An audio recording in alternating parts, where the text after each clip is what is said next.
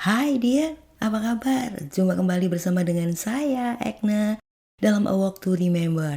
Thank you banget yang sudah menonton semua video-video saya, yang sudah like, sudah komen, bahkan sudah subscribe. Thank you banget.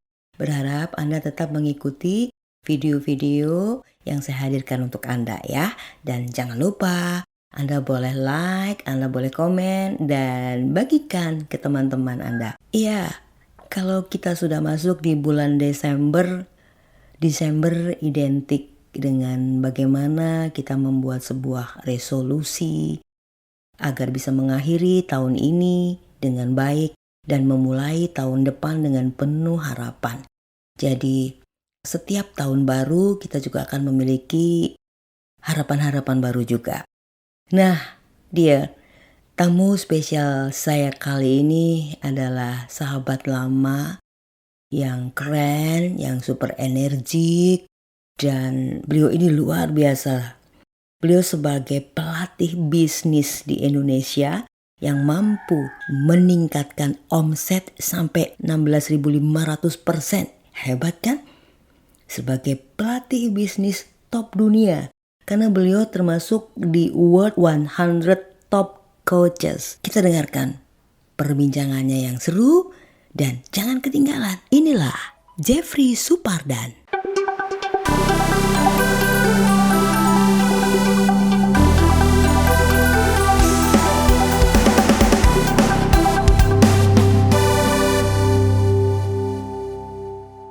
Saya akan menyapa seorang coach yang luar biasa, sahabat lama. Kami pernah bertemu di Jakarta beberapa tahun yang lalu, ketemu lagi di Semarang gitu kan. Nah, dan ketemu lagi beberapa waktu by Zoom karena pandemi gitu kan. Dan ketemu lagi sekarang di Desember. Kayaknya kita ketemunya jadi akhir tahun gitu ya Pak ya, gitu. Apa kabar Pak Jeffrey? Baik, Bu Ekna, apa kabar? Sehat ya? Kabar baik juga, sehat Pak Jeffrey. Kalau saya lihat Pak Jeffrey ini makin sehat, karena makin glowing nih, saya lihat makin glowing. Tapi tetap ya Pak, nggak tambah gemuk, nggak tambah kurus ya. Ini apa salah satu bentuk resolusi untuk tetap fit gitu Pak? Ya sehat di masa pandemi sangat penting lah ya. Oh gitu ya, saya di masa pandemi sangat penting. Dan perlu saya informasikan dengan semuanya saja bahwa beliau ini seorang coach, biasa saya sebut dengan coach Jeffrey Supardan gitu kan. Dan beliau meraih World 100 Top Coaches gitu. Jadi beliau termasuk di 100 pembicara atau pelatih top dunia, istilahnya seperti itu. Dan saat ini beliau juga sebagai pelatih bisnis yang sekaligus bisa meningkatkan omset sampai 16.500%. Benar ya Pak ya? 16.500% saya nggak bisa bayangkan, dan itu sudah sangat diakui. Dan sekarang pelatihannya beliau ini hampir seluruh kota satu Indonesia ini ada gitu kan. Tapi saya percaya sih pandemi ini justru kayaknya makin busi ya Pak. Makin sibuk, betul nggak sih pandemi ini? Karena kan dulu mesti jalan nih Pak ya. Dulu mesti jalan, mesti ketemu ya. Memang sih seorang coach ini kan kayaknya kalau dengan online, nah ini mungkin bisa cerita sedikit Pak. Dengan kesibukan yang semenjak pandemi ini, kesibukannya seperti apa ini? Mungkin beda dengan waktu kita ketemu, langsung ketemu. Aduh, saya senang banget bisa melihat Pak Jeffrey ngobrol gitu. Kok sekarang kan cuma bisa ngelihat kayak gini nih. Gimana Pak Jeffrey? Iya, jadi sebenarnya pandemi ini menurut saya di satu sisi kita nggak usah ngomong kesehatannya lah ya, karena Mm-mm. banyak juga saudara kerabat yang Mm-mm. meninggal karena virus corona gitu Iya, ya. Ini kalau kita betul. ngomongin bisnis, Mm-mm. pandemi ini tantangan sesungguhnya gitu. Jadi kalau Gitu. kita ngomongin market lagi bagus gitu ya, bisnis Mm-mm. market lagi bagus, itu bisnis Mm-mm. apa aja tuh cenderungnya tuh selalu bagus gitu ya, punya kecenderungan selalu bagus. Nggak pandang Tapi waktu ya. Mm-mm. kalau di saat Mm. pandemi ini kelihatan tuh gitu loh. Nah, jadi mana pebisnis yang Mm-mm. benar-benar membangun bisnisnya dengan baik ya, Mm-mm. atau pebisnis yang cuman ngikutin arus gitu. Nah, makanya Mm. kenapa topik hari ini itu kita pengen Mm-mm. bahas tentang kenapa ya kok cuman 1 dari 10 pebisnis yang Mm-mm. bisnisnya itu maju pesat gitu. Iya ya, dan betul. bahkan Cuma satu klien-klien ya. Mm-mm. ya Mm-mm. satu dari Mm-mm. dari 10 gitu. Jadi yang 9 Mm-mm. itu mah wah udah nggak tahu udah kemana gitu ya, udah ke laut Nah, gitu ya, betul. udah Mm-mm. suffer gitu. Jadi kalau Bu Ekna tadi bilang bahwa santai menjelang sore ya, yang Eh, santai itu hanya satu dari 10 Bu. iya betul ya. Yang Mm-mm. 9 tuh nggak santai sebenarnya, apalagi kalau kita ngomongin ini Hmm, Desember gitu ya. gitu. Eh, Ya mereka benar, lagi ini kita lagi ngomongin pusing. Desember. Ya betul Ya, Pak. Ini kita masuk di Desember ini kayaknya memang butuh ya. Ini Desember. Kalau Desember yang lalu kita masih pandeminya masih pandemi banget lah. Ini sekarang ini ya. sudah beda. Mungkin ini sudah berbeda. Nah, ini mungkin untuk pembuka dulu. Bagaimana sebaiknya di Desember ini sendiri? Apakah kita menyikapi seperti yang lalu? Apakah berbeda gitu Pak? Ya, Pak makanya Jeffrey. biasanya pebisnis itu ngelihat ya, ke menjelang Mm, Desember ini dia akan lihat mm, performance dia tahun ini dibandingkan mm. dengan tahun lalu, dibandingkan 2 tahun lalu sebelum pandemi itu seperti apa, Oke, gitu baik, ya. baik. Jadi Mm, mm, mm, makanya tadi saya bilang banyak kan sebenarnya mm, orang yang tidak santai, gitu. 9 dari mm, 10 mm. pebisnis itu kondisinya sekarang Itu tidak tidak. santai, Mm, gitu. mm, Nah, mm, tapi saya mm, malah menemukan klien-klien saya itu ya mm.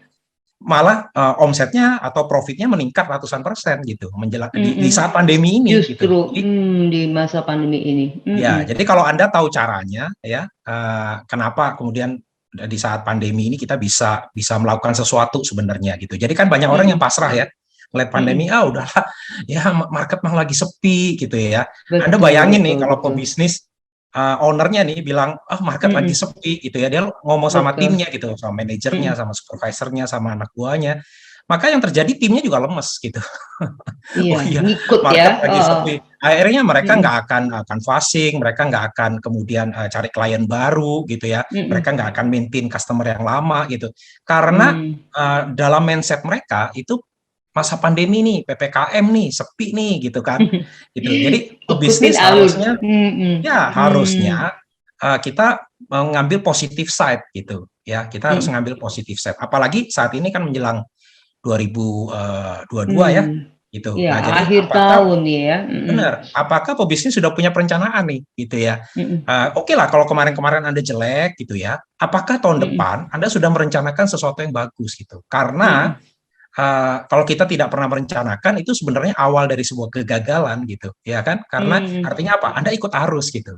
Anda ikut arus. mhm, Nah, ikut arus itu ya Anda dikendalikan oleh kondisi saat itu akhirnya tanpa kemudian punya mhm, perencanaan atau peta jalan yang jelas ya. Sama seperti kayak Anda mau mhm. pergi ke suatu tempat kan pasti Anda pengen tahu dulu kan rutenya lewat mana nih, ya kan? Iya, benar, Kira-kira benar, tantangannya apa saja yang akan dilewatin di, mmm, di, di rute tersebut gitu. mhm, Nah, mhm, itu yang kita harus lakukan sebenarnya di Desember di mhm. akhir tahun ini gitu. Sehingga kita tahu Oke, nanti oke lah kondisi Anda mungkin ada yang biasa-biasa aja, ada yang mengalami naik, heeh, tapi ada yang mhm, turun. Tapi mhm, kemudian apa yang ingin Anda lakukan mhm, selama tahun depan gitu. Karena mmm, ingat itu hanya satu dari 10 10 yang bisnisnya yang maju bisa iya, gitu. betul, Nah, Anda betul, mau ikut yang betul. mana nih ya bagi para Oke, pendengar gitu ya. Anda mau ikut yang mhm, mana? Anda mau ikut yang mhm, satu yang bisnisnya mhm, maju atau Anda mhm. lagi kepusingan gitu ya. Anda lagi stres gitu. Anda ikut yang 9 gitu.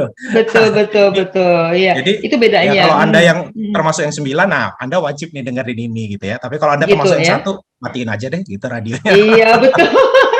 Oke Pak, sebelum masuk di topik, sebelum kita masuk ke topik Pak, ada pertanyaan saya Ya, yang sangat menggelitik gitu Pak ya. Sekarang hmm, dari pandemi ini kan banyak sekali justru peluang-peluang kerja baru Pak. Peluang kerja baru, peluang-peluang yang dibikin ya, bisnis-bisnis apapun banyak deh, termasuk startup aja dan lain sebagainya. Nah, apakah di bisnis yang dibangun karena pandemi ini diperkirakan ke depan jika pandemi ini usai, mungkin mereka tetap harus bisa bertahan atau harus, aduh kayaknya harus ya. Menurut pengamatan Pak Jeffrey seperti apa ini? Yang mereka sudah membangun selama selama pandemi ini? ya tergantung Hmm. marketnya nanti akan sustain nggak gitu. Jadi kalau Oke. setelah pandemi marketnya masih Mm-mm. sustain, ya saya Mm-mm. percaya itu akan berlanjut gitu. Tapi kalau mereka Gitu. cuman apa ya seasonal Ikut. gitu ya, hanya Mm-mm. pada saat pandemi, Mm-mm. tapi kemudian nanti setelah pandemi lewat lalu kemudian nggak ada Mm-mm. lagi marketnya, ya bisnisnya Mm-mm. bisa dipertanyakan gitu Oh arahnya gitu kemana. ya. Mm-mm. Nah itu dia. Berarti memang memang membuka sebuah usaha itu memang seperti kita membuka sebuah kertas terlebih dahulu dengan perencanaan yang matang. Lalu seperti apa? Memang kalau kita mendadak begitu ya, memang kekuatannya ya seperti kayak musimnya ya Pak ya. Ada peak season, ada saatnya low, ada high. Jadi memang nggak ngerti. Oke, Pak, memang betul Pak Jeffrey ya. 1 dari 10 ya yang bisa bertahan, dalam arti mereka kalau kena badai corona itu mereka nggak kena gelombang sitokin ya Pak. Saya bisa tahu gitu Pak, saya kena Pak soalnya Pak gitu. Oh Tapi saya ya, bersyukur, iya saya bersyukur Pak, saat gelombang delta, saya kena di gelombang delta, kami satu keluarga Pak, yang bersyukur saya bisa melawan, dia tidak sampai kena badai sitokin. Jadi benar-benar itu dilakukan. Saya rasa wah benar ya, kita tuh harus bisa memperjuangkan seperti itu. Oke. Nah, memang beda. Terus mungkin kita perlu mengerti dan Pak Jeffrey bisa memberitahukan kepada kita kenapa mereka itu bisa bertahan. Itu kenapa? Ada rahasia apa yang mungkin ya sedikit kita kepo, paling tidak bongkar dikit lah, mumpung kita ketemu sama coachnya gitu. Ya, silakan Pak Jeffrey. Ya, cara yang mudah untuk kita belajar gitu ya, kita harus mempelajari yang 9 gitu ya, mempelajari 9. Kenapa yang 9 itu gagal? Nanti Anda akan tahu tuh rahasianya, kenapa yang 1 itu bagus gitu ya. Nah, jadi saya bagi menjadi 2 faktor sebenarnya. Ada faktor eksternal sama faktor internal. Ya, kenapa bisnis itu bisa bagus, kenapa enggak, itu ada 2 faktor. Faktor eksternal sama faktor internal. Nah, yang faktor eksternal itu market lesu gitu ya. Jadi kalau Anda tahu kenapa bisnis lesu, ya karena marketnya lesu gitu ya, karena demand-nya itu berkurang begitu. Nah, tapi ada yang berbeda cara pandangnya, 1 orang yang berhasil sama 9 orang yang lain gitu ya. Jadi kalau yang 1 yang berhasil, dia akan kemudian market lesu gitu ya. Dia tidak akan tinggal diam ya, dia tidak akan tinggal diam. Apa yang dia lakukan? Ya, macam-macam caranya, bisa membuka market baru gitu ya. Jadi kebanyakan kan pebisnis itu terlalu enak gitu ya, terlalu nyantai. Dia udah punya fokus marketnya itu gitu ya. Terus kemudian ya udah dilayani hanya itu aja ya. Contoh misalnya pebisnis itu kan banyak yang fokus di Pulau Jawa misalnya gitu ya. Banyak fokus di Pulau Jawa, lalu kemudian ketika pandemi ini menyerang gitu, ada pebisnis 1 dari 10 tadi itu yang dia tahu bahwa COVID itu ganasnya hanya di Jawa gitu ya, atau Jawa Bali lah gitu ya. Tapi kemudian Kalimantan itu tidak nyaris tidak tersentuh gitu kan. Lalu kemudian Sulawesi gitu ya. Nah, mereka buka market di situ. Mereka buka market di situ gitu ya. Jadi jangan ikutin market ya. Jadi market lesu nih, oke, karena market lesu yang selama ini yang Anda lihat itu yang ada di depan mata Anda saja gitu loh. Nah, Indonesia ini kan luas gitu ya, 270 juta jiwa yang tersebar di ribuan pulau gitu. Jadi kalau 1 pulau itu terdampak, belum tentu ya. Saya mau kasih tahu belum tentu bahwa yang lain itu terdampak begitu ya. Terus kemudian cara yang lain adalah Anda membuka channel distribusi baru gitu ya. Jadi saya punya klien selama ini mungkin fokusnya hanya tradisional gitu ya, hanya tradisional, buka toko gitu kan, buka toko. Nah, apa yang kita lakukan gitu ya? Apa yang kita lakukan? Jadi klien saya ini baru join ketika pandemi ini sudah berjalan gitu. Ya, saya waktu itu saya tanya sama dia, "Kamu yakin nih mau coaching gitu ya? Ini pandemi," saya bilang. "Oh iya, coach. Tapi ini momentumnya gitu. Nah, ini bagus nih, ini pebisnis yang bagus nih." Ya, dia bilang bahwa ini momentumnya gitu. Jadi saya sengaja ngetes dengan pertanyaan seperti itu. Karena kadang-kadang ada pebisnis yang iya sih coach ya. Memang mungkin sekarang bukan waktunya coach gitu ya. Memang lagi masanya lagi jelek gitu. Nah, tapi pebisnis yang petarung gitu ya, yang petarung, dia akan bilang, "Nah, ini momentumnya coach." Itu gunanya kenapa saya mau diskusi sama Coach Jeffrey gitu ya. Apa yang kita bisa lakukan coach gitu. Nah, kemudian apa yang kita lakukan? Kita buka channel distribusi baru, gitu. Kita buka channel distribusi baru, salah satunya mungkin melalui online, gitu.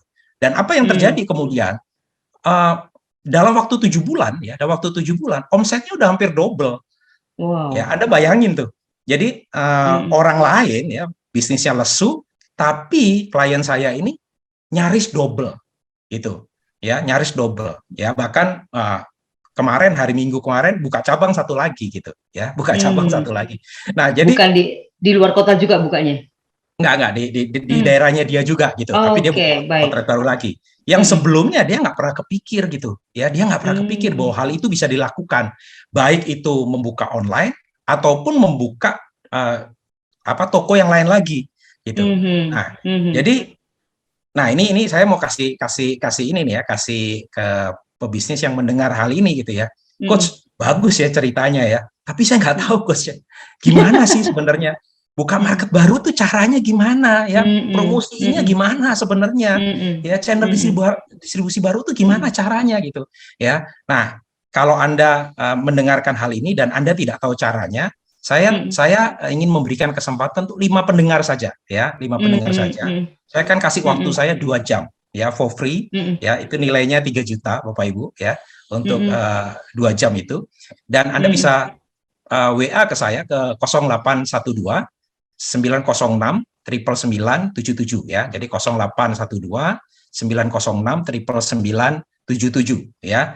Dan Anda bilang, Coach saya mau Coach ya untuk bisnis saya ini di review gitu loh. Jadi apa yang bisa dilakukan terhadap bisnis saya. Nah, jadi itu Bu Ekna. Jadi kalau kita kembali ngomongin tadi kenapa ada faktor yang namanya eksternal ya, yaitu market lesu, Anda mau ikut market atau enggak.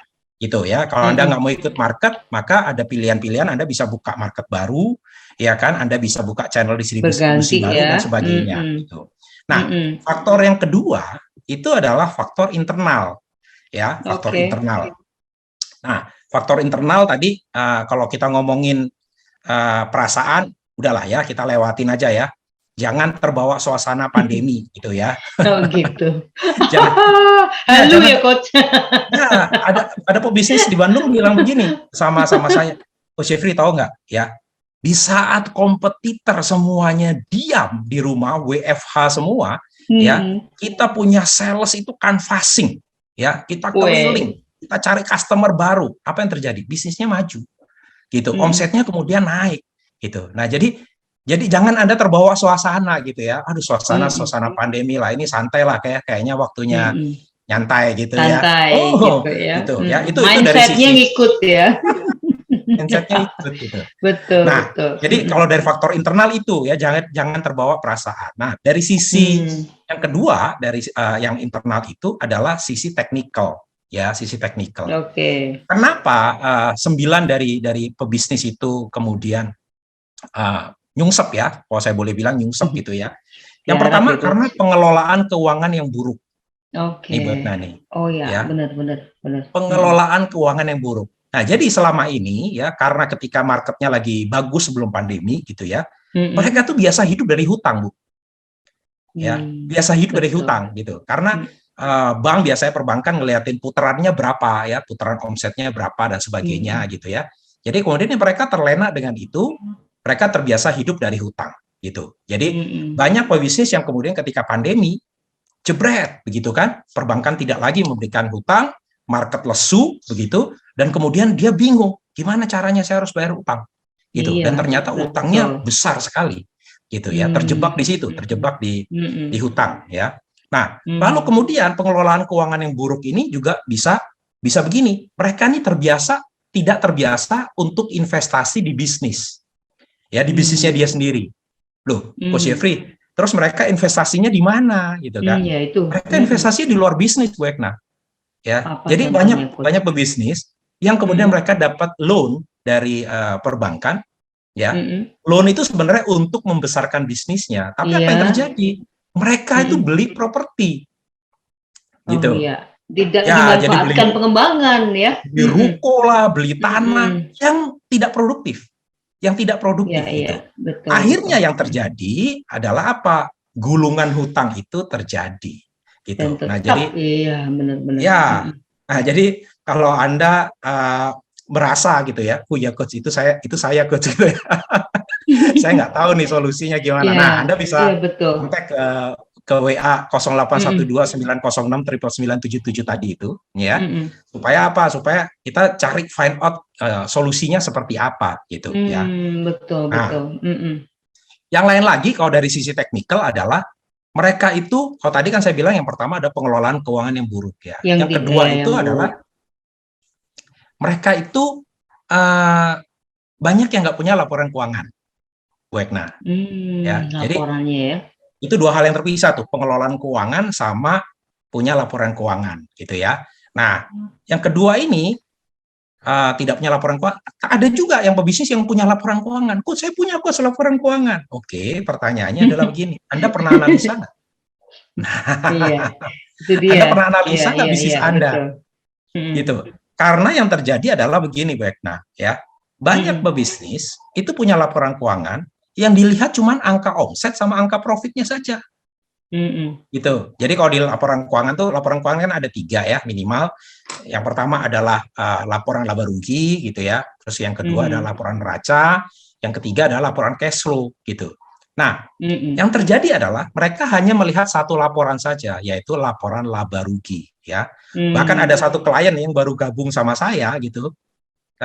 Saya lihat, Bapak punya laporan keuangan apa gitu ya. Dan kemudian ditunjukin ke saya, dia cuma punya laporan keuangan laba rugi.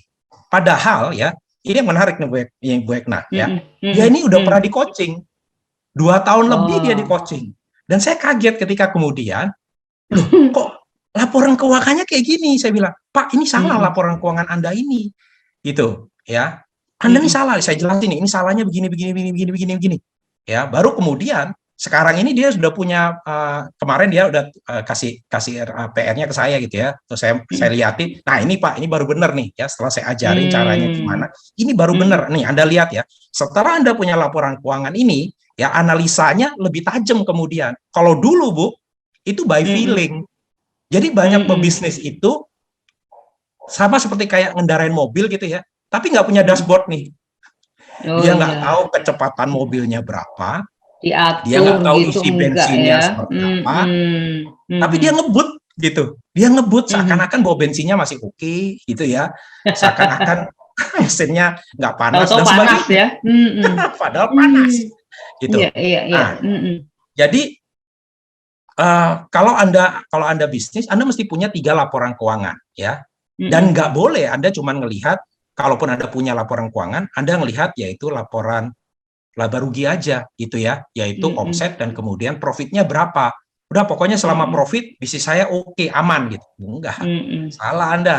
Ternyata gitu ya. begitu, Anda harus melihat laporan yang lain. Apakah bisnis Anda cash flow-nya positif atau enggak? Karena ada banyak bisnis yang secara laporan laba ruginya untung, Bu Ekna, gitu. Tapi cash flow-nya minus. Gitu. Cash flow-nya minus. Nah, itu ketika di pandemi langsung stuck, jedek gitu ya. Jadi mesin itu langsung jedek gitu ya, kayak udah nggak mau kerja lagi gitu. Langsung betul, ya betul. Apa itu namanya? Kejet-kejet ya istilahnya kalau orang Jawa bilang gitu ya. Nah, laporan yang ketiga yang perlu Anda lihat itu adalah laporan neraca. Ya, laporan neraca. Performance neracanya seperti apa gitu ya. Rasio-rasionya seperti apa gitu. Nah, salah satu yang Anda perlu lihat itu sebenarnya adalah persediaan barang ya. Kalau Anda bisnisnya bukan jasa, tapi Anda trading gitu ya. Salah satu yang Anda perlu lihat itu adalah persediaan ya, inventory ya bahasa Inggrisnya gitu ya. Nah, banyak pebisnis yang 9 dari 10 yang stres tadi, yang kejet-kejet tadi itu ya, yang bisnisnya itu overstock, Bu Ekna. Itu. Jadi mereka selama ini mungkin hanya ngelihat laporan laba rugi. Mereka ngelihat bahwa saya omsetnya bagus kok, naik kok gitu ya. Terus ada kemudian stok banyak gitu ya. Profitnya bagus kok gitu, naik. Problemnya adalah mereka nyimpen bom waktu. Yaitu apa? Persediaan mereka itu banyak, overstock. Gitu ya. Saya pernah nemuin ini saya nanya nih Bang Bu Ekna. Bu, kalau seandainya ya Bu, omset bisnis itu 1 miliar aja misalnya begitu ya. 1 bulan 1 miliar gitu. Harusnya punya persediaan yang sehat itu nilainya berapa, Bu? Persediaan yang sehat, maksudnya untuk persediaan untuk dijual. uangnya maksudnya ya? Iya, secara nominal itu berapa kira-kira?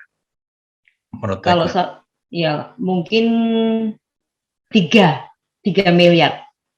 3 miliar. Oke, jadi artinya kalau 3 miliar ya Bu, artinya dia punya stok untuk jadi 3 bulan akan habis begitu.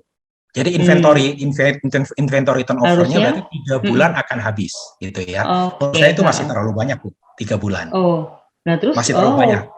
Ya, 3 bulan itu masih terlalu banyak. Nah, saya ada nemuin beberapa pebisnis ya, yang inventorinya itu bisa baru akan habis itu 2 tahun, Bu. Wow. Anda bayangin tuh, 24 bulan. Jadi kalau tadi Bu Ekna bilang 3 bulan, berarti 24 bagi saya ya? itu sudah terlalu banyak. Bagi saya itu sudah terlalu banyak ya. Itu udah nggak sehat ya, nggak sehat, nggak produktif gitu ya. Secara neracanya nggak produktif. Nah ini dia 2 tahun gitu. 2 tahun saya kaget ngeliatin stoknya dia itu 2 tahun seperti itu gitu.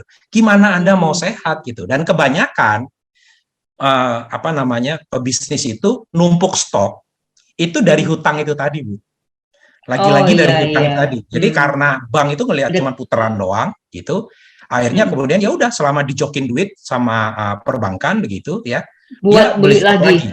Beli stok lagi, numpuk stok lagi gitu, numpuk stok lagi. Waduh, akhirnya apa yang terjadi? Overstock ini kan problemnya banyak ya. Anda harus bedah sebenarnya, Anda harus bedah.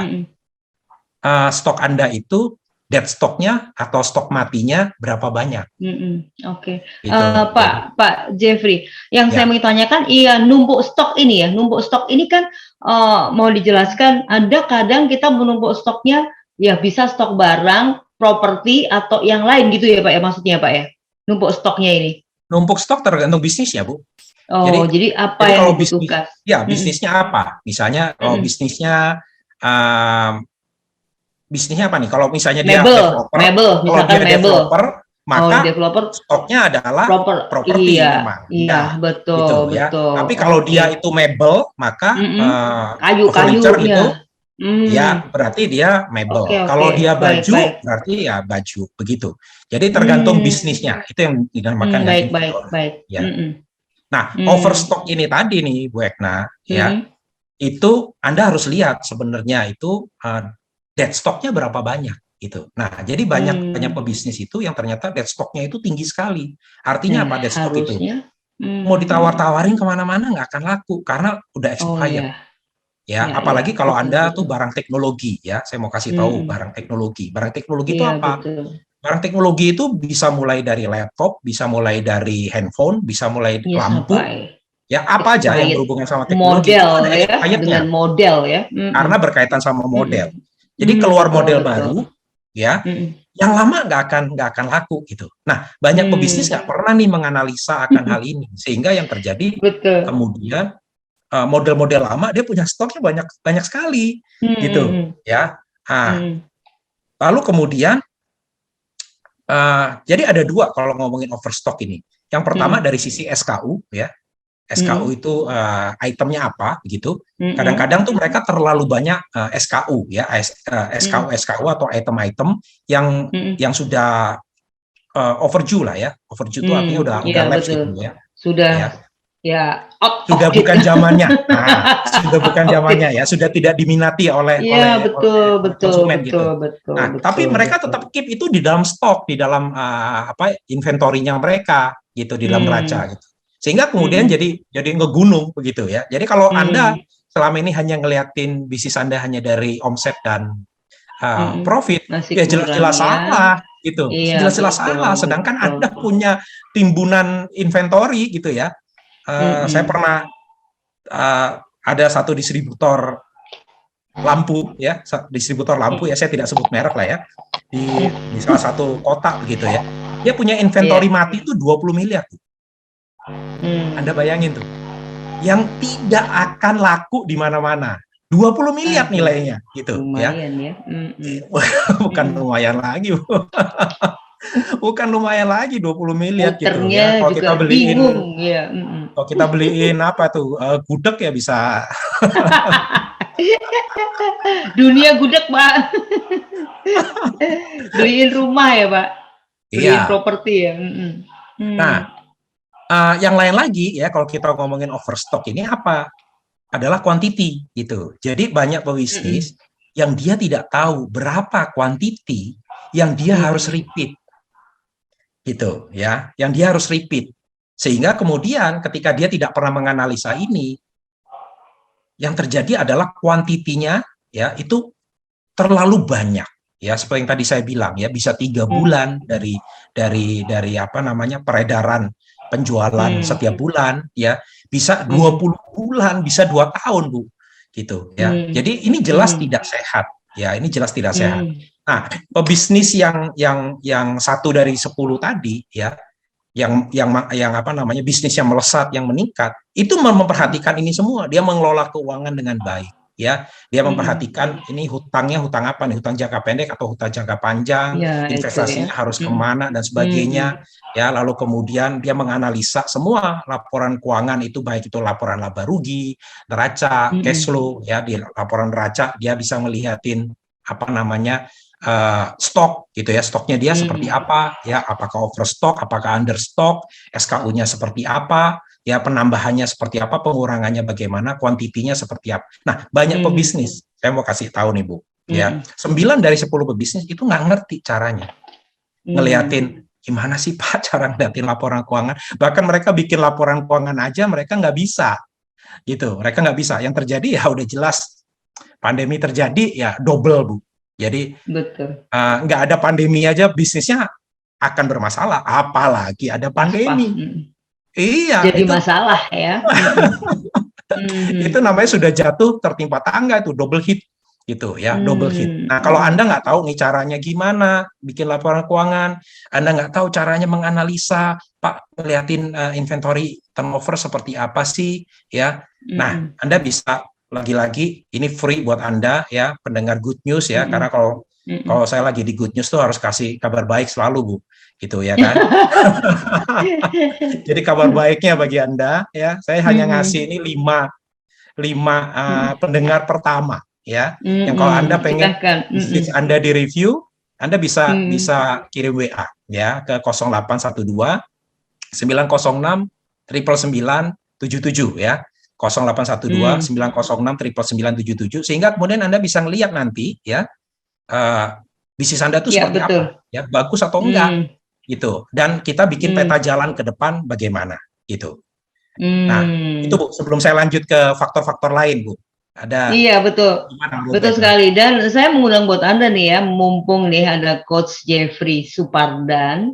Ya, yang jelas beliau bisa mendampingi Anda sampai membuat omset itu naik sedemikian pesat gitu kan, naik sedemikian pesat. Pak Jeffrey, memang nanti akan dilanjut lagi, tapi sebelumnya begini, tadi disampaikan para bisnis suka petarung gitu loh Pak, yang suka petarung. Ya memang mereka paling tidak memang nilai itu di dalam diri harus ada jiwa petarungnya dulu ya Pak ya. Karena di kondisi pandemi ini kalau tidak ada jiwa petarung, mana mungkin ya Pak, terus nanti panik buying. Mungkin ya sih Pak terjadi seperti itu kan, tadi bicara masalah bagaimana ada menimbun-menimbunnya itu loh. Wah ini kadang-kadang ya ini kelesuan itu bisa terjadi. Nah seperti itu, gimana Pak? Kira-kira gimana nih Pak? Iya. Bisnis petarung harus ada dulu ya gitu ya. Katanya ada yang namanya the power of kepepet gitu ya. Oh iya, iya betul, betul. Jadi kalau udah kepepet itu semua tenaga, semua energi, apalagi kalau itu ngomongin hidup dan mati gitu ya. Wah, itu langsung tertumpah. Pasti akan keluar gitu ya. Mungkin Anda nggak sadar ini ketika di awal-awal pandemi ya, nggak apa-apa lah gitu ya. Kita nggak usah sesalin apa yang kemarin sudah terjadi gitu ya. Tapi kalau sekarang Anda time ya, Pak. Iya, kalau sekarang Anda ngerasa iya ya, sekarang udah waktunya saya harus adaptasi ya.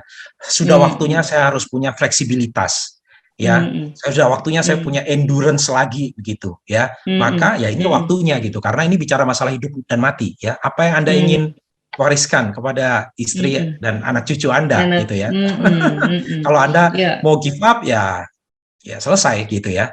Selesai gitu. Betul. Nah, tapi kalau Anda mau untuk berjuang, ya mungkin ya, saya nggak bilang pasti ya, mungkin ada jalan keluar ya, mungkin ada jalan keluar gitu.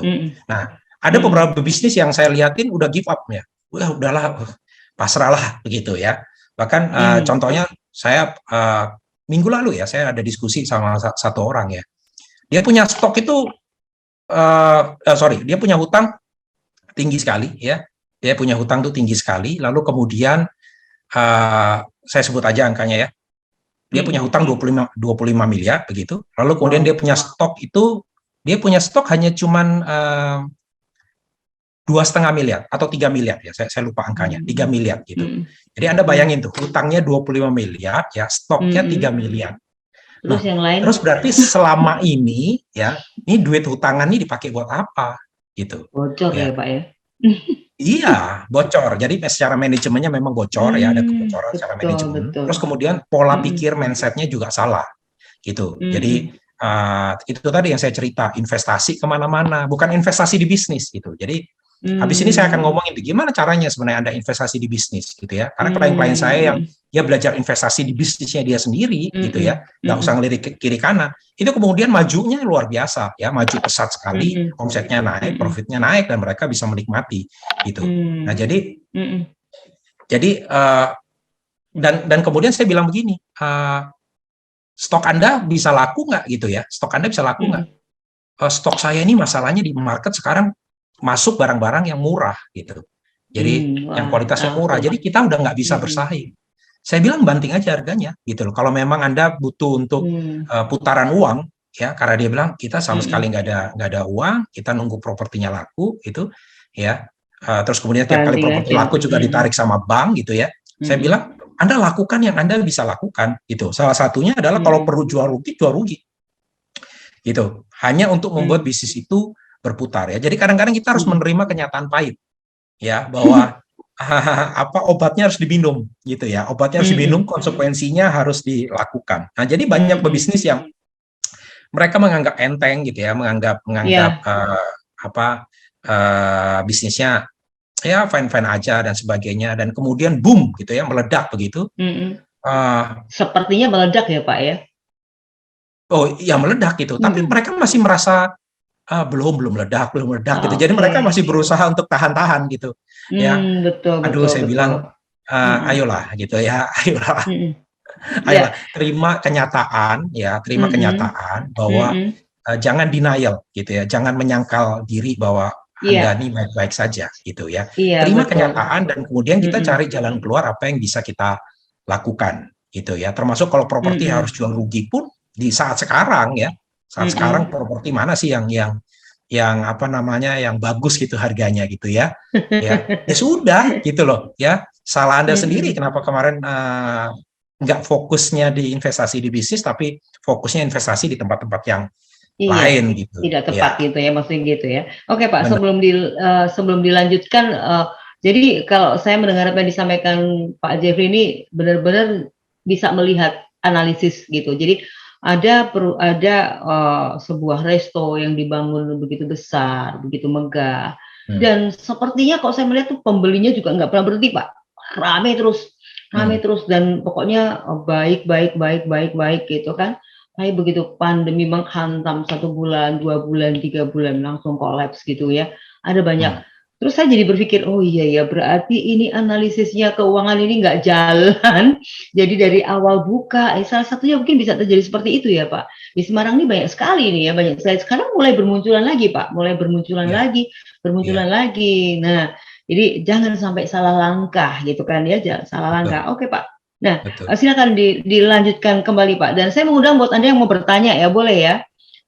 Sebelum Pak Jeffrey akan menjelaskan kembali dari faktor. Kalau ada mau pertanyaan gitu ya. Kalau ada yang mau bertanya, boleh, saya baru mengundang Pak. Ya, kalau tadi mungkin masih asik untuk mendengarkan, mungkin ditambah dikit, nanti saya akan buka.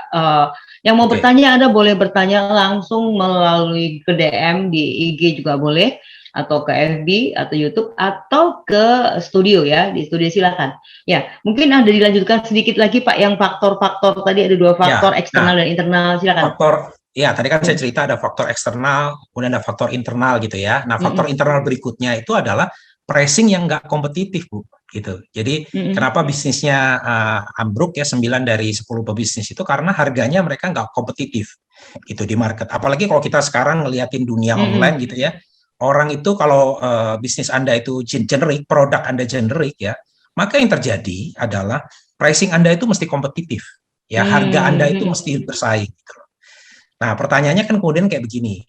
Coach Jeffrey, gimana caranya ya supaya membuat pricing saya itu kompetitif gitu. Nah, saya mau kasih tahu ya. Nah, kenapa sih pricing Anda tidak kompetitif itu? Karena sebenarnya biaya operasional Anda itu tidak kompetitif gitu.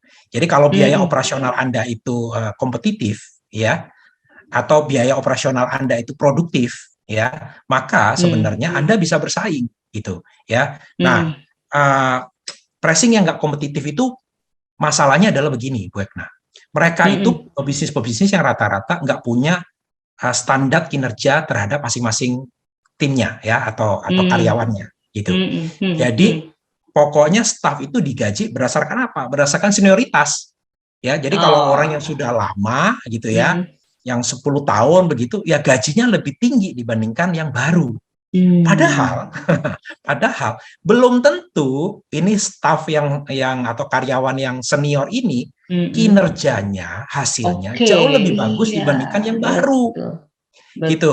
Nah, jadi kalau Anda menggaji kemudian berdasarkan senioritas, senior itu harus gajinya lebih tinggi, ya udah pasti biaya operasional Anda itu kemudian tidak produktif, ya, atau tidak kompetitif, sehingga itu berpengaruh kepada pricing Anda. Gitu. Nah, saya ngambil contoh satu ya. Saya punya klien ya. Anda bisa buka IG-nya deh. Ya, saya sekalian sebutin. Anda bisa liatin IG-nya. Namanya Kimora Jewelry ya. .official. Kimora Jewelry .official. Dia itu jual perhiasan ya, perhiasan imitasi. Ya, perhiasan imitasi. Nah, join coaching dengan saya itu kayaknya dari bulan Maret ya. Maret tahun ini, Bu. Maret tahun ini ya, jadi artinya baru berapa ya? bulan tuh, 8 bulan Maret, ya. April, Mei, Juni, ya. Ya, 8 bulan ya. Nah, dia dalam waktu 6 bulan pertama, itu udah omsetnya sudah hampir double. Ya, omsetnya sudah hampir double. Nah, apa yang menarik?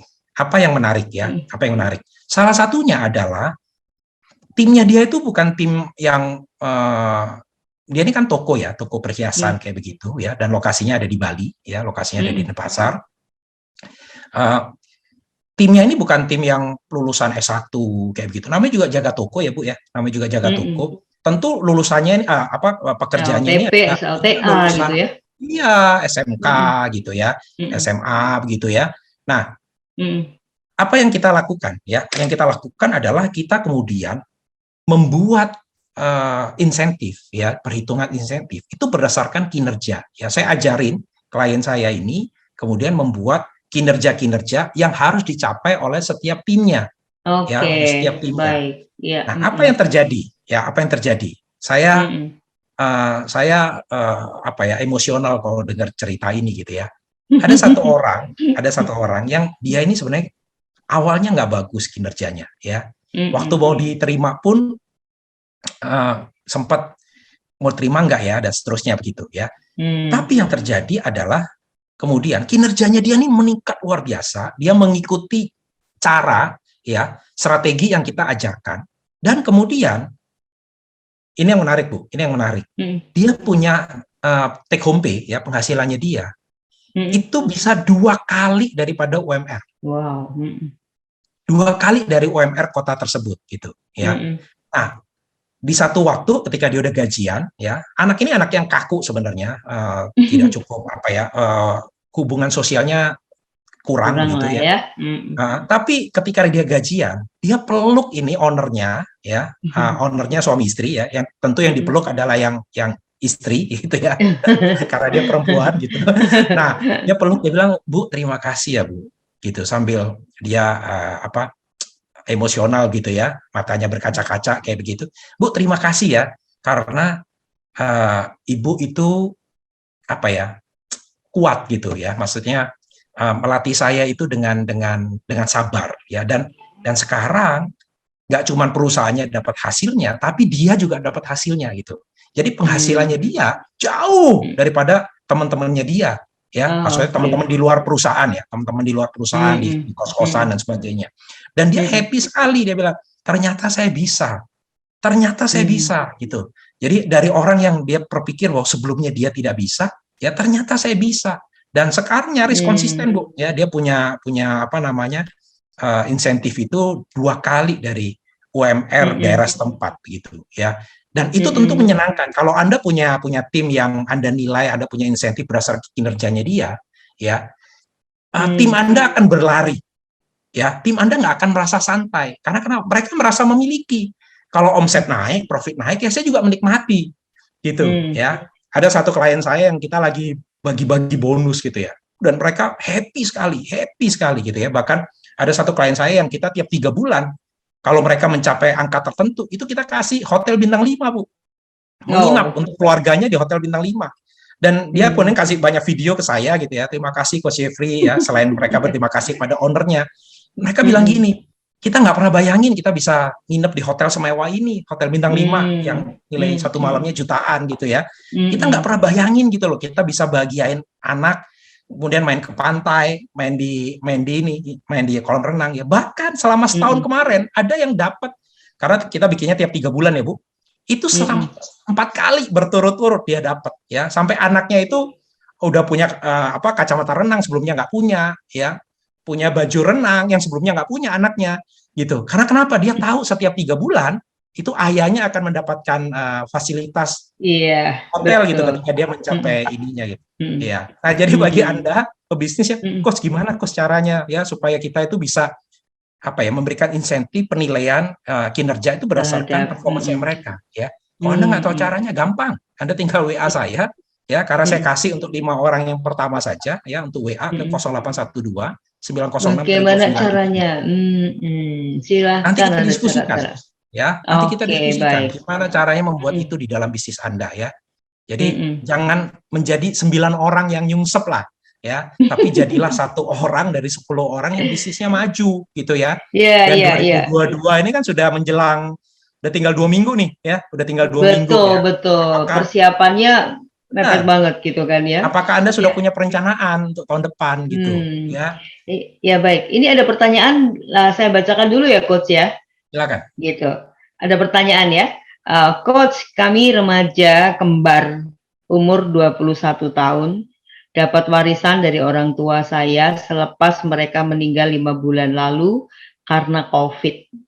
Kami tidak punya bayangan mengenai apa yang harus kami lakukan dengan warisan itu. Tolong diberi saran dan masukan agar uang warisan ini bisa kami jadikan pegangan hidup kami. Sekarang kami sebatang kara, tidak ada yang menyokong dari segi finansial dan kami bingung untuk mengelolanya. Terima kasih. Usianya berapa? 21 ya tadi ya? 21, kembar ini. Kembar ini. Ada bisnis nggak yang di belum, jadi belum nggak ngerti bagaimana ya.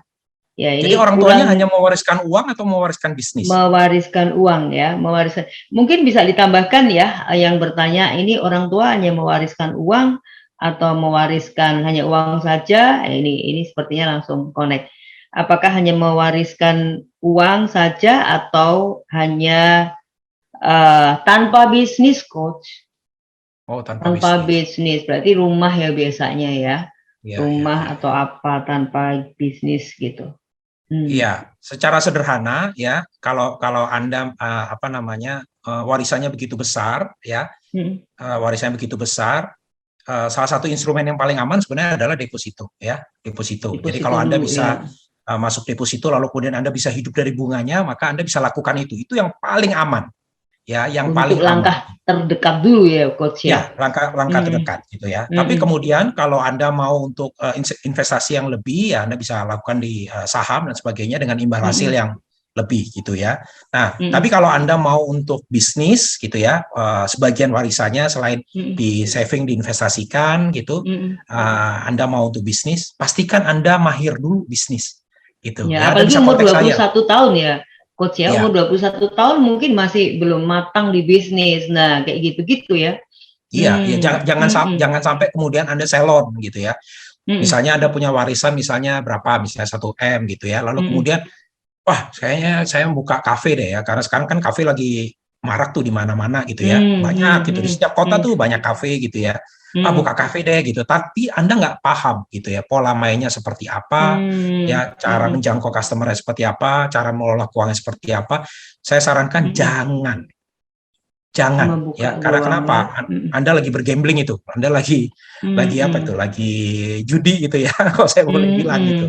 Ya pastikan Anda bermain aman, ya pastikan Anda bermain aman, karena saya tahu situasinya nggak gampang gitu ya. Bagi Anda gitu ya, karena mau nanya sama siapa lagi gitu ya, dan dan juga Anda nggak punya pegangan gitu ya, mau orang tua juga sudah nggak ada gitu ya, saya turut sedih gitu ya. Tapi Anda bisa nanya sama saya ya, kalau Anda mau ini Anda bisa kontak ke WA iya saya, kita betul. ngobrol-ngobrol pribadi aja. Iya, Gitu. betul. Ini mungkin bagi yang kembar ini ya masih muda ya, 21 tahun, belum terlalu banyak makan asam garam. Ya, belum terlalu banyak. Kalau sudah tua makan asam garam kebanyakan ya bahaya juga ya. Ya, Anda bisa hubungi Coach Jeffrey di 0812 906 99977 ya Coach ya. Ya, Nah, atau itu di Instagram saya juga bisa, ada DM, Instagram aja, iya itu begitu nanti di DM aja ya. Ini pasti Coach akan bantu bagaimana sebaiknya gitu kan ya. Oke, Coach ini menarik banget Coach. Masih mau dilanjutin atau baca pertanyaan dulu ya Coach ya? Kayaknya perlu diselesaikan nih ya gitu. Boleh. Selamat sore Coach. Apakah kalau kita bergabung dengan bisnis franchise itu jelas pasti untung ya? Karena kalau seperti saya belum bisa mikir untuk apa-apa, tetapi ada yang saran gabung aja cari bisnis franchise dulu. Bagaimana menurut saran Coach? Terima kasih. Iya. Oke, jadi memulai bisnis itu memang yang cara paling gampang adalah membeli bisnis franchise. Ya, karena kenapa? Karena kalau bisnis franchise-nya itu benar, ya, maka Anda akan diajarkan caranya, how to-nya, ya, cara apa mendisplay produknya, ya, cara menjualnya, cara membuatnya mungkin kalau itu ada proses produksi di situ, ya, cara promosinya seperti apa dan seterusnya, Anda akan diajarkan, ya. Hanya sayangnya, saya mau bilang di Indonesia ini franchise yang benar-benar franchise, ya, franchise yang benar-benar franchise itu tidak banyak. Tidak banyak. Jadi banyak yang kemudian tuh mereka itu menjual janji surga, ya. Mereka bilang abal-abal gitu Coach, abal-abal gitu. Ya, mohon maaf saya harus bilang seperti itu. Ya. Jadi salah satunya adalah misalnya dari franchise fee, ya. Anda bisa lihat dari franchise fee-nya dia. Jadi 6 bulan lalu dia franchise fee-nya 50 juta, ya. Lalu kemudian naik 75, kemudian naik 100, kemudian naik 200 gitu ya. Loh, kenapa franchise fee-nya mereka naikin? Karena permintaannya banyak. Nah, itu salah satu indikasi tuh. Itu sudah salah satu indikasi gitu. Ya, franchise fee itu harus bisa balik modal. Kalau Anda investasi itu Anda harus bisa balik modal gitu. Jadi kalau franchise fee-nya udah naik kayak begitu, berarti dia sudah nggak mikirin lagi dari sisi orang yang beli franchise-nya, ya, franchisee-nya. Jadi franchisor itu mau untung aja gitu. Jadi ya. Mumpung lagi ada yang banyak yang mau gitu ya. 50 juta mereka mau, 75 mereka mau, 100 mereka mau, 200 mereka mau, ya udah saya jual 200 aja gitu. Waduh, itu salah satu indikasinya. Ya, salah satu indikasinya. Ya, indikasi yang lain adalah mereka biasanya tidak memperhitungkan masalah depresiasi, ya, mereka tidak memperhitungkan masalah biaya sewa dan sebagainya. Jadi kalau kita ngomongin franchise, Anda mesti hati-hati gitu ya. Tapi memang betul kalau Anda menemukan franchise yang benar, ya, franchise yang benar, itu langkah yang tepat gitu. Karena kenapa? Anda akan diajarin, ya, Anda nggak paham gitu, Anda akan diajarin gimana caranya dan seterusnya gitu. Ya, ada gitu kok ya. Di Indonesia ada kok franchise yang benar juga ada gitu, walaupun lebih banyak yang nggak benar. Iya betul ya, tapi ada juga. Tapi memang, nah ini perlu hikmat ini ya, perlu menghubungi. Coach, ini pertanyaannya bagus banget. Coach, kami punya rumah kebetulan agak di jalan raya dan memang sih modelnya kalau Semarang ini ya pinggiran. Tapi kami satu keluarga memang tidak punya penghasilan apa-apa karena ayah saya dalam kurung sudah pengangguran. Tiba-tiba diminta untuk dibangun menjadi, nggak apa-apa tak sebutin ya, saya sebutin salah satu, Indomaret, Alfamaret atau apa, pokoknya sebangsa itulah. Ini kalau tak baca satu tok ya jangan, jadi dibaca semuanya gitu. Kebetulan mendengarkan ini, apa saran dari Coach? Terima kasih. Iya. Maksudnya diminta itu siapa yang minta? Diminta, disewa kali ya. Jadi diminta untuk mau didirikan. Nah, apakah itu menguntungkan? Bisa untuk masa depannya mereka gitu. Nah, itu seperti itu. Perlu lebih jelas ya sebenarnya pertanyaannya. Skemanya seperti apa? Oh, gitu. Biasanya gitu memang apa? Ada. Ya, apakah skemanya gitu ya? Skema sewa? Apakah kemudian ada profit? Oh iya. Disewa, di SW disewa nanti kalau sudah berapa tahun boleh diteruskan sendiri. Ya disewa ya. Nah, memang ini nggak tahu, saya nggak sebutin nama tokonya ya, tapi memang banyak sih kejadian-kejadian seperti itu. Nah, bagaimana? Kalau disewa ya hitungannya sebenarnya cuma hitungan sewa aja gitu ya. Jadi baik. artinya Anda cukup ngelihat market yang ada di sekitar Anda, kiri kanan Anda dengan luasan yang sama gitu ya. Itu kalau disewakan berapa ya? Anda tinggal bandingin. Kalau seandainya nilainya 11-12 gitu, ya oke, berarti harga market gitu ya. Itu Anda boleh teruskan gitu. Kalau memang Anda butuh duit gitu ya. Kalau memang Anda butuh. Tapi kalau Anda ngerasa Anda punya pikiran untuk buka bisnis sendiri gitu ya. Kan pilihan lainnya itu ya. Anda buka bisnis sendiri, Anda punya peluang gitu, Anda tahu bahwa tempat Anda strategis ya. Karena kalau Anda diincar berarti sebenarnya strategis gitu. Karena trafficnya berarti strategis kan gitu kan, trafficnya ada dan seterusnya ya. Nah, Anda bisa pikirkan juga nanti kemudian Anda bikin tuh perencanaan bisnisnya bagaimana, Anda hitung-hitung gitu ya, hasilnya daripada bisnis itu dibandingkan Anda sewakan lebih bagus mana. Kalau lebih bagus bisnis ya dengan tingkat kegagalan berapa persen gitu. Jadi kalau lebih banyak berhasilnya, ya udah Anda kelola bisnis sendiri gitu. Mengapa tidak dikelola sendiri ya Coach ya? Ya, akhirnya Anda jadi pengusaha gitu kan, Anda jadi pebisnis. Tapi kalau hasilnya lebih gede di sewa gitu ya, dan Anda tidak mau menanggung resiko gitu, ya udah sewain aja gitu. Iya betul. Nah ini tadi ada yang tanya itu kalau menghubungi beliau, iya untuk kali ini yang bicara sama Coach Jeffrey for free. Next mungkin beda lah karena beliau ya beliau pasti dong. Mungkin kalau saya mengundang beliau di sini aja itu tarifnya udah tarif dolar ya. Jadi nggak bisa bayar ya seperti itu. Enggak tapi lah. Beliau akan berarti IDR nih ceritanya gitu ya. Nah, ya yang tanya nomornya tadi bertanya di 0812-906-99977 gitu kan ya. Nah ini karena ada beberapa pertanyaan jadi padahal belum selesai nih Coach ya. Ya mungkin bisa diselesaikan lagi agar sedikit tuntas di faktor-faktor yang harus ditambahkan lagi agar kita bisa tetap survive di pandemi saat ini. Silakan Coach. Ya, oke. Saya tambahin satu faktor lagi gitu ya. Yang Anda harus kuasain itu adalah Anda harus memahami kebutuhan dari customer Anda. Ya, itu seperti apa gitu ya. Memahami kebutuhan dari customer Anda. Nah, kebanyakan pebisnis ya kalau dia dulu rame, itu cenderung mereka itu nggak peduli sama customernya atau mereka tidak kenal sama customernya gitu ya. Padahal kalau Anda kenal sama customer Anda, maka kemudian customer Anda itu bisa dibina gitu ya. Customer Anda itu bisa dibina ya.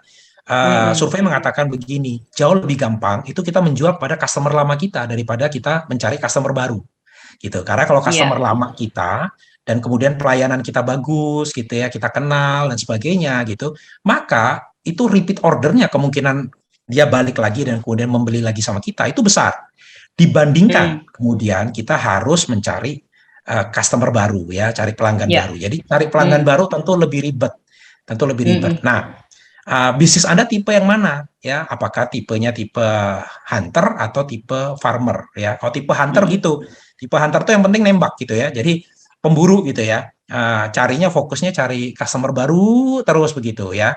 Nah, bisnis kalau yang tipenya hunter nggak akan lama, tidak akan lama ya. Karena kenapa? Karena orang lama-lama juga tahu gitu ya modus Anda seperti apa ya. Jadilah peternak ya, Jadi Anda tahu nih kebutuhan customer Anda seperti apa sehingga kemudian bisnis Anda bisa bertumbuh seiring dengan kebutuhan customer Anda yang meningkat. Gitu ya. Betul ya. Baik, sayang waktu juga membatasi perbincangan kita, masih ada banyak pertanyaan ya. Beberapa pertanyaan menarik banget ya. Ada pemula, gimana Coach kalau pemula dan lain sebagainya. Kayaknya bisa ngobrol lagi dengan beliau ya. Nanti saya janjian dulu, Coach masih ada waktu nggak gitu ya untuk bisa ngobrol-ngobrol. Bagaimana sering untuk bikin sesi sama Bu Etna nih di Good News ya. Iya betul, ya kayaknya bikin sesi untuk seperti itu. Nah ini bagaimana untuk bisnis online? Ada yang bertanya tentang online juga loh Coach. Bagaimana dengan bisnis online, memulainya seperti apa? Kalau gaptek gimana? Waduh. Kalau bisnis itu mulainya gimana takut-takut jadinya nggak takut malah nggak sedikit gila kali ya, benar ya Coach ya, harus ada beraninya dulu gitu. Tadi kalau Coach bilang, kalau Coach bilang tadi bisnis bisnis pejuang, bisnis petarung gitu ya Coach ya. Oke. Baik Coach, pesannya terlebih dahulu buat kita semua agar kita tetap semangat berusaha, berbisnis, bekerja gitu. Beliau tidak akan ngobrol cuma pebisnis, tapi dari sisi kita sebagai pegawai-pegawai pun juga ya ternyata di sini ada hal yang harus dilakukan. Seorang pebisnis harus memberikan reward dan lain sebagainya. Silakan Coach, pesannya untuk menutup di perbincangan kita. Iya, jadi kalau kita ngelihat cara paling mudah untuk katanya kalau lagi nyetir ya, itu nyalip ya. Kalau kita lihat pembalap-pembalap itu sebenarnya di tikungan, gitu ya. Jadi ketika ada tikungan itu paling gampang untuk kita nyalip gitu. Nah sama sebenarnya kalau kita ngelihat situasi kondisi pandemi ini, sebenarnya pandemi ini adalah posisi tikungan gitu ya. Posisi tikungan. Artinya apa? Ada kesempatan yang kita bisa raih ya. Entah Anda berkarir atau Anda berdagang dan sebagainya gitu ya. Ini adalah posisi tikungan Anda sekarang. Nah, tinggal pertanyaannya adalah begini. Anda nyalip atau disalip? Kan gitu. betul. Anda nyalip atau disalip gitu ya. Kalau Anda itu hanya mempertahankan ritme yang Anda punya selama ini, ya, ada begitu banyak orang yang mempercepat ritmenya mereka. Gitu. Dan mereka akan menyalip Anda, kompetitor Anda itu akan menyalip Anda gitu. Jadi tunjukkan kinerja Anda, tunjukkan performance Anda yang bagus gitu ya, yang outstanding gitu ya, penuh dengan flexibility, adaptation gitu ya di masa pandemi seperti ini gitu ya. Maka kemudian Anda menjadi orang yang nyalip, bukan orang yang disalip. Betul itu kira-kira pesan saya buat Iya, baik. Terima kasih Pak Jeffrey Supardan. Wow, menarik sekali kalau saat ini bisa ngobrol dengan beliau. Dan mohon maaf ya menyisakan pertanyaan, tetapi nggak apa-apa. Sekali lagi, kalau Anda tadi ada yang bertanya untuk nomor teleponnya, silakan ya bisa menghubungi beliau di 0812 906 99977 ya. Atau di bilang Instagram aja iya atau Instagram jangan lupa follow ya. Nanti kalau di follow. Nah terus tinggal saya tadi pendengar yang mau menanyakan tentang apa, karena ada 5 yang mendapatkan free untuk ngobrol bersama dengan beliau dari hati ke hati, yang pasti seperti itu. Pak Jeffrey, terima kasih atas waktunya, blessing buat kita semua, dan kita akan ngobrol di lain kesempatan. Akhir kata saya Ekna beserta Coach yang luar biasa Jeffrey Supardan mohon diri dari sisi ruang dengar dan hadapan Anda. Salam.